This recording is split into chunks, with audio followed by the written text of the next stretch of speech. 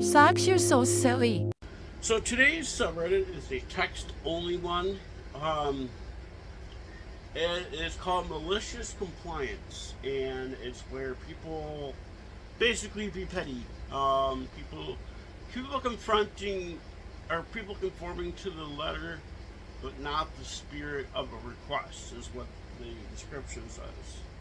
So, wow, it was created in 2016. So it was over 10 years, just over 10 years ago. Um, yeah. Anyways, today's guest is Usahana. I love Usahana. She's my second favorite. And she's so colorful. That's why. I love her. She's so colorful. I call her Rainbow because she's like a rainbow. I love her tiny pink tail. I love her ears. I love her little flower. Anyways, let's start reading some malicious compliance, shall we? Alright, first thing we're gonna do, you already know. Channel mode. So yesterday we had a big thunderstorm, and last night we're supposed to have, like, the whole state, including the Upper Peninsula, was covered by rain. And there was a couple of tornado warnings. Not around here, though, thank God, but there was a couple of tornado warnings. There was a severe thunderstorm warning. So I had my weather radio on.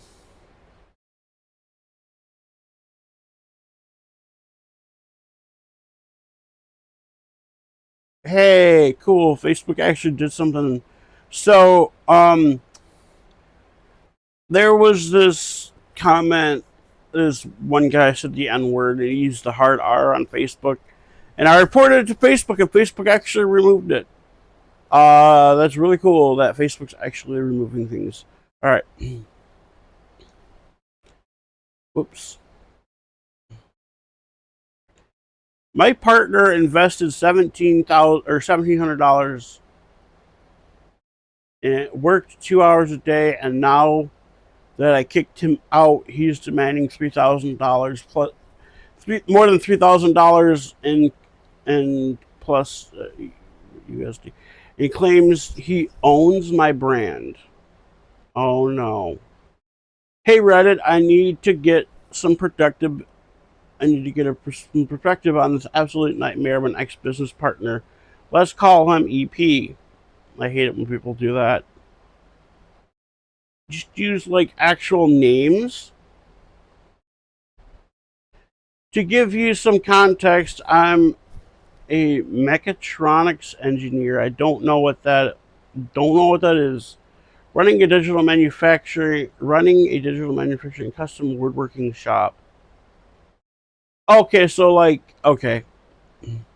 A few months ago, EP, okay, I'm just gonna go ex-partner, who was a friend at this time, begged to join my business against my better judgment. I agreed and let him buy in with a small initial investment, roughly $30,000 MXN. MXN is, I almost want to say Mexican, but I don't think that's Mexican. MXN, I think, is Malaysia? I have to look. I don't know what MXN is. MXN currency. Oh, it is Mexican pesos. I was right. Okay, so there are roughly, is that even right? 30,000? Yeah, yep, it's roughly 17. It's 1,732 or $23. I mean, crazy. Okay. No, I don't want to watch FIFA. Go away. I'd look it up. Because I know there's different types. There's different pesos. Like there's the Philippine peso. Anyways, Get the crap out of my eye. I'm gonna read maybe 5 of these stories because it depends on how long this one is. But if I'm like, okay, here's the catch. Before he even put a single cent, I already had the brand established. A fully functional workshop, space tools or workshop space tools, a portfolio with over 200 clients from a year prior. Once we started, I quickly realized I was running a one man show while he was just an expensive helper. I was responsible for customer service and sales, marketing and branding, CAD design, and 5-axis CNC programming. Okay, see, CAD design and CAD is computer aided design, which is like it kind of like 3D rendering, pretty much. CNC programming. CNC is computerized something. I don't know what CNC stands for. What is all that noise that's going on? Oh, it's probably the road. That's okay. By the way, I'm actually still waiting for my stuff. My hot topic stuff is coming today. It's out for delivery. Ooh, that thing I sent to China, it was delivered in China. And that strawberry shortcake inflatable thing hasn't even left Chicago yet. Well, I don't know. Assembly, welding, and structural work, painting, finishing, lacquering, and shipping. After a few weeks, ex-partners started to show up late. Our agreed hours were 7:30 to 3:30. He gradually started showing up at 9 a.m., then 10 a.m., and by the time I finally confronted him, he was rolling around at 11 a.m. and then leaving at 1 p.m. Oh my God. So I was only staying 2 hours instead of, let's see, 7:30, 8:30, 9:30, 10:30, 11:30, 1:30, excuse me, 7:30, 8:30, 9:30, 10:30, 11:30, 12:30, 1:30, 2:30, 3:30. That's 9 hours. Wow. Okay. Uh-huh. 2 hours of basic manual labor a day while expecting an equal split of the profits. Oh God. I had enough. I had enough and told him the partnership was over and I would buy him out. If we go FedEx, well, okay. If we go by the book and value of the business solely on hard assets and depreciated equipment, his actual share is worth less than $600 or $10,000 in pesos. 10,000 pesos. His initial investment was swallowed months ago by operational costs, then he never contributed to shop rent, logistics, truck maintenance, materials, etc. Well, does he live there? I don't know.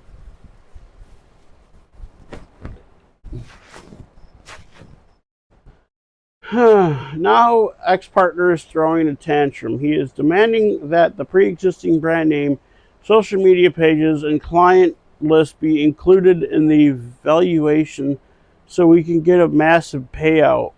I flat out told him no, since the business didn't create those assets.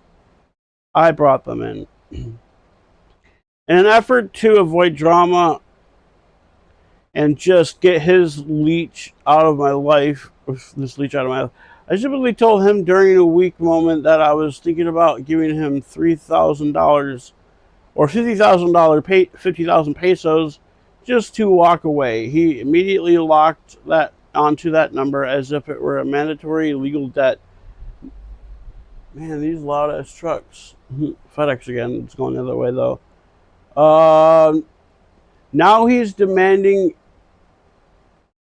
monthly installments on specific dates, completely ignoring the cash flow reality of a manufacturing shop and throwing passive-aggressive fits whenever a personal family emergency delays a payment.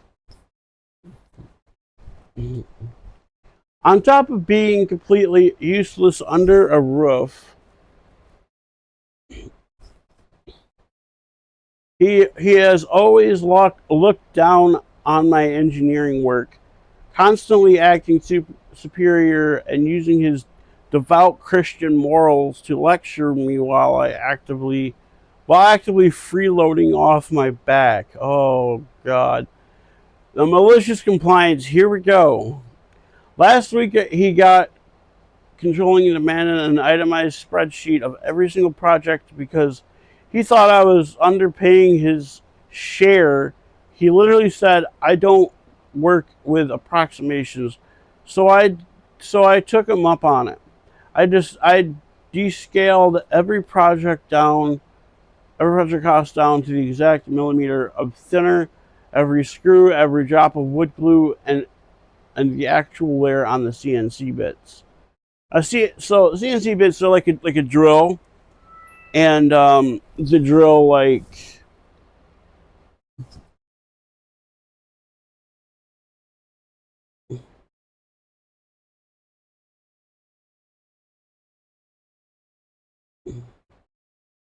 um they're like drill bits, and then the machine will like spin the drill bits at a really high speed, and then like it'll mill like the metal, wood, whatever.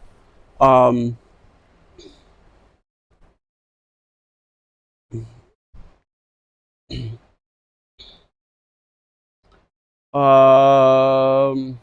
where was I? Okay. Guess what? When the math was done about approximate,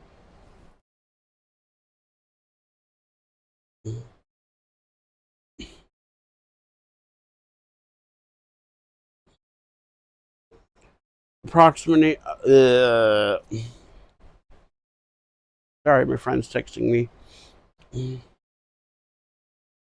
recently. Okay, I get okay.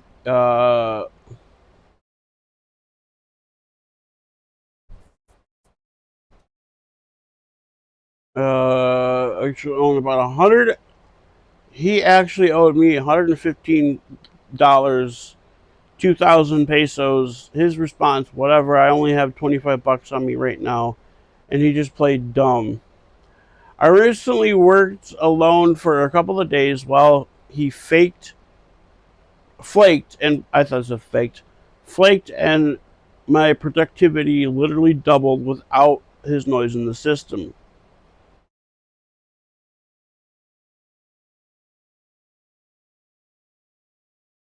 My plan is to pay him the remainder of the $3,000 I promised just to secure my freedom, but on his very last, payment day, I'm going to drop a brutal raw data spreadsheet on him showing that his assets were only worth $600, and that extra $2,400 was a charity decision to get him out of my sight.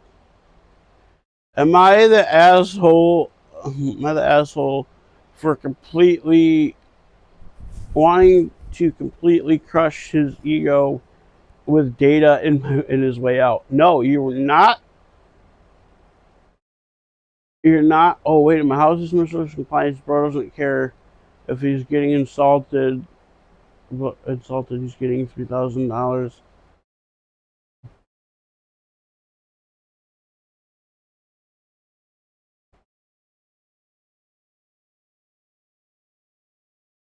What? I might have just read a fake story. Oh man, manager insisted we log every single minute of non-billable time. So I did exactly that until payroll blew up. Oh God. I work for a mid-sized consulting firm where the billable hours are tracked, and they're made of gold, like they're made of gold. A couple of months ago, our new operations manager sent out a memo saying that anytime not directly tied, anytime not directly tied, okay, to a client project, anytime, okay, project had to be logged in 15-minute increments under the new overhead category. She said it like, she said it was to increase visibility and cut down waste. Most people just rounded or ignored it after the first week, but she started auditing timesheets and calling people out in team meetings. In the overhead bucket looked if the overhead looked at bucket looked like okay. No, this was okay. I decided to play it right, or I decided to play it straight. Every time I got up for coffee, used the bathroom, answered a quick Slack from another team, waited for a slow VPN. Why does a I was gonna say why does a law firm use a is it a law firm? Oh, consulting firm. Why does a consulting firm need a VPN? Uh, or even read an internal email that wasn't client related. I stopped my timer and logged the exact minute. Same thing for mandatory all hands meetings. The weekly 30-minute sync that was basically just her reading the same slide deck, and a 10-minute walk to the pointer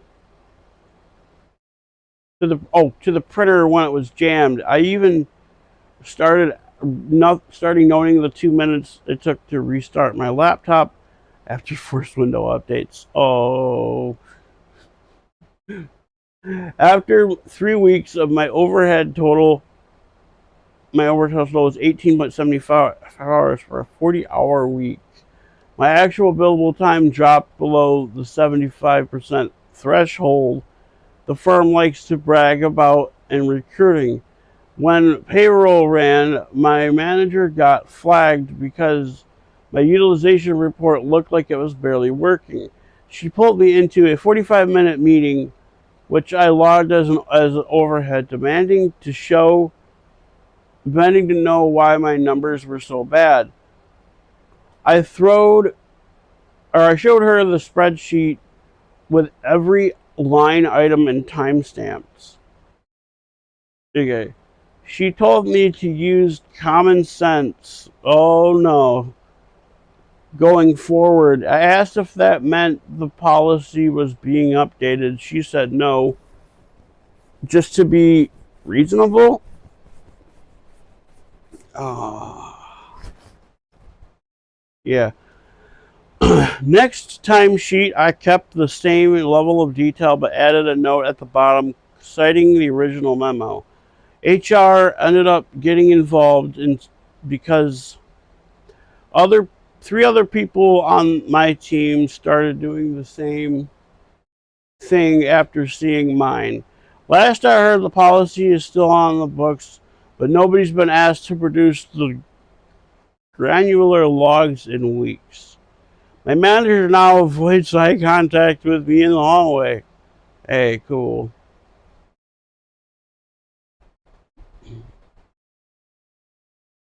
Oh, I'm not going to read other one. Well, maybe. I'm not, note from the moderator team. Wow, that was from 2 days ago.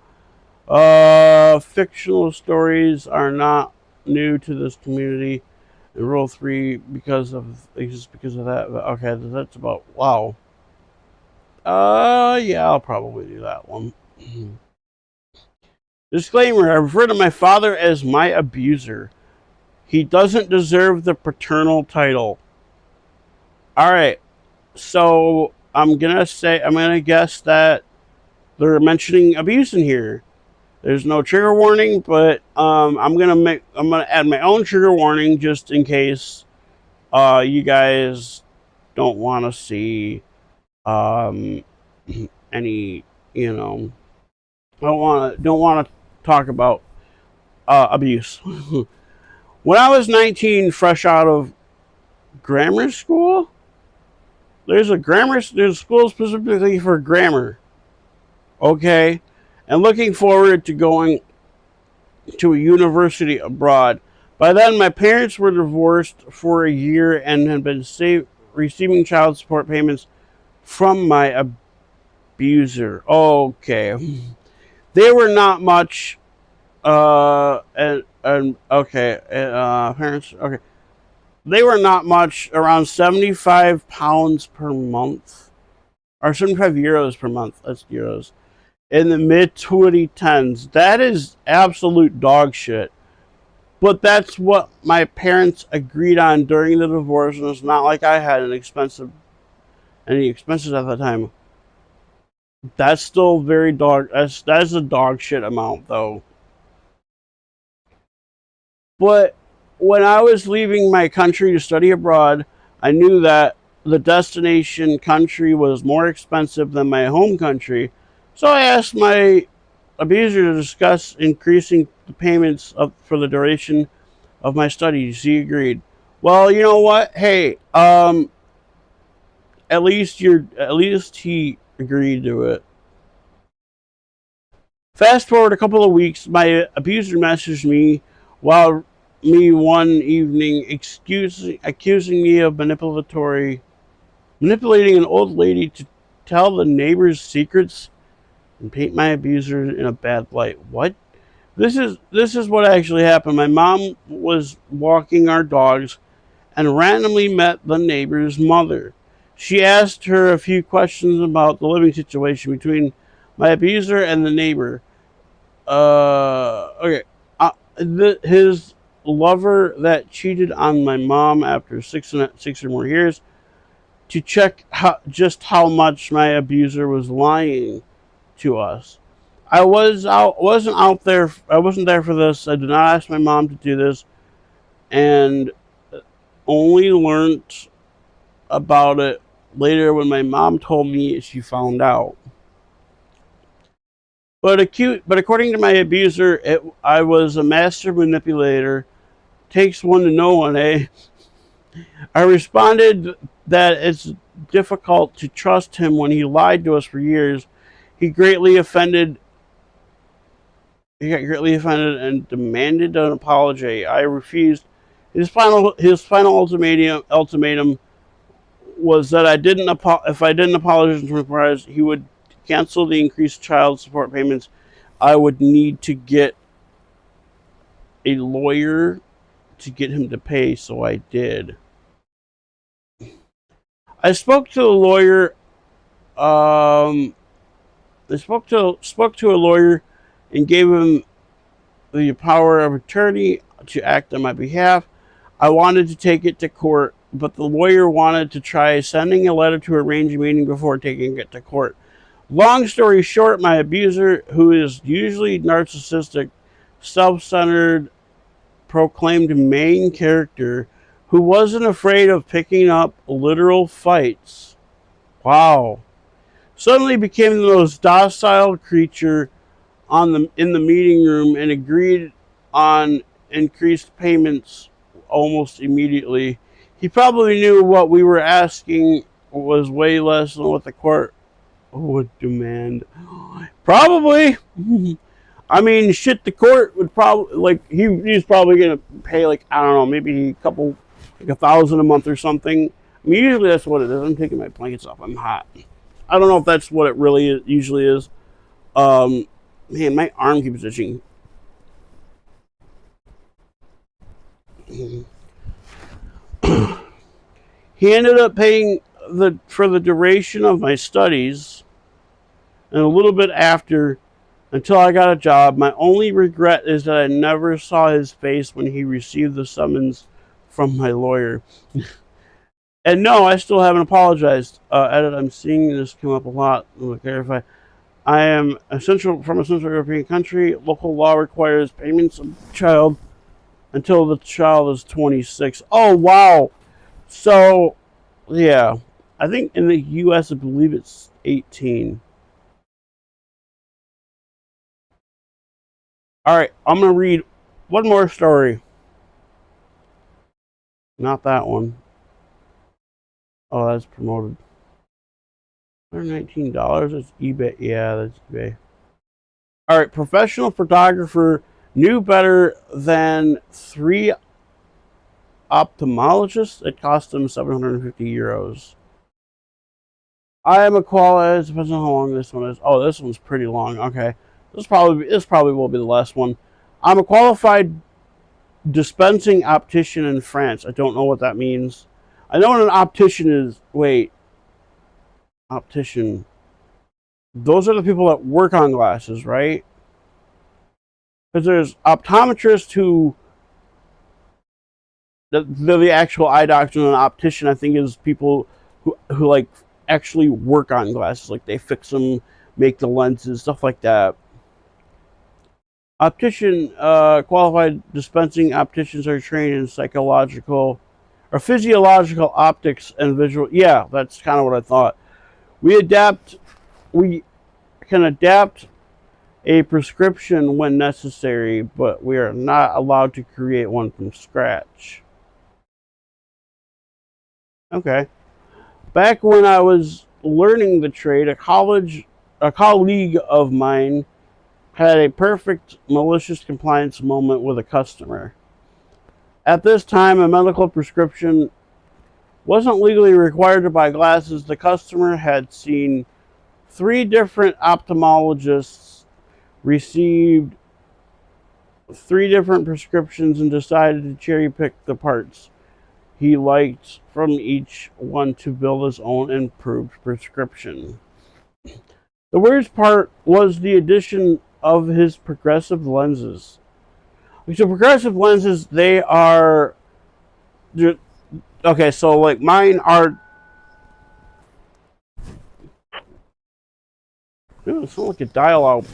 So my lenses are just distance only, and then there's reading glasses. So progressive lenses are like distance glasses have um, plus they have bifocals in them, so they're called progressive lenses. Um, for those unfamiliar, the addition of an extra magnifying power used for reading. Yep, right there. I saw. I didn't read that, but lower part almost all cases, in addition to identical both eyes. Significant differences are extremely rare and usually tied to specific medical conditions. The customer was not one of these cases. He insisted that one eye focused to about 26 inches and the other to about 16 inches. I think walking in with a stiletto heel on one foot and a flat shoe on the other. There you go. Okay. Unless your body is built for it, you're going to have a bad time. My colleague explained repeatedly that it was a terrible idea. The customer replied, "I'm a professional photographer. I know about optics. Just do what I tell you." Oh no. My colleague warned him about the satisfaction guarantee would not apply, strongly advised against it as a part of a professional duty, and had him sign a document acknowledging all of it. Remember, he was a licensed optician, not just a salesperson giving an opinion. The customer doubled down. "Oh, it'll work. I know what I'm doing." My colleague did exactly what he asked. The lenses arrived. High-end pair of progressive lenses costing about 750 euros or $850. Those are some expensive ass lenses. He then puts them on. This is incredibly uncomfortable. I can't see properly. Yes, but that's not normal. Actually, it is. So what are you going to do? What are we going to do? We nothing. Silence. At the end of, we were kind of enough to have to offer a discount on a replacement pair made with sensible prescription. He could technically have used one of our manufacturer adaptation allowances and replaced the lenses at no cost. But those exist for genuine adaptation issues, not prescription errors, dispensing errors, or unusual medical circumstances. This was none of these.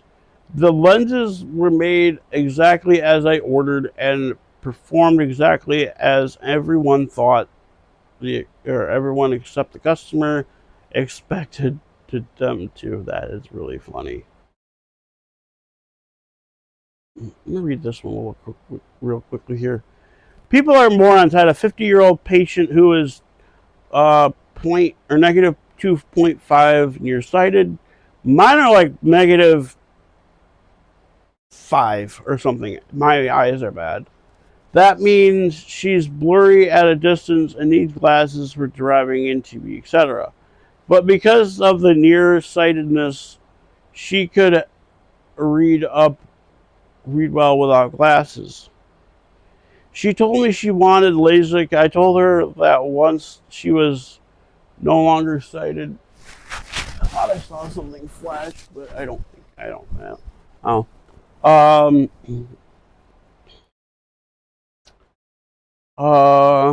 Okay. Show me. I told her that once she was no longer nearsighted, she would need to wear reading glasses for all these near things. Essentially, she would be paying thousands of dollars to trade distance glasses for near glasses. I refused I refused to refer her because I knew she would hate it. Several months later, she was on my schedule as a post LASIK follow up.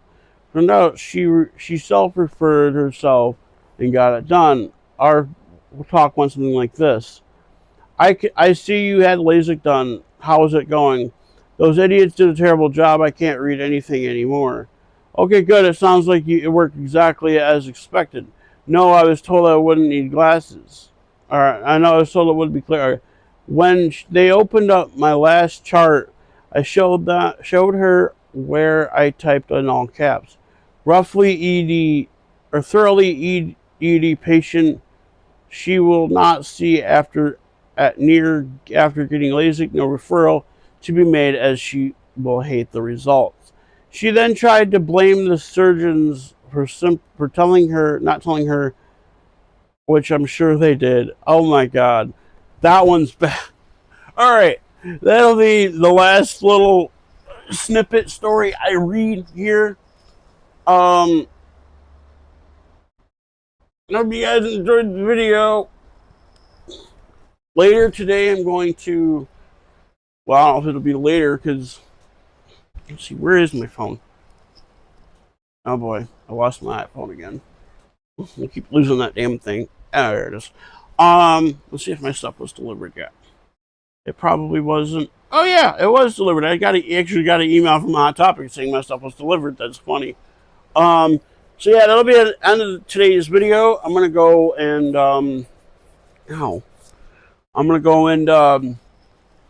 grab the mail. I'll see you guys later.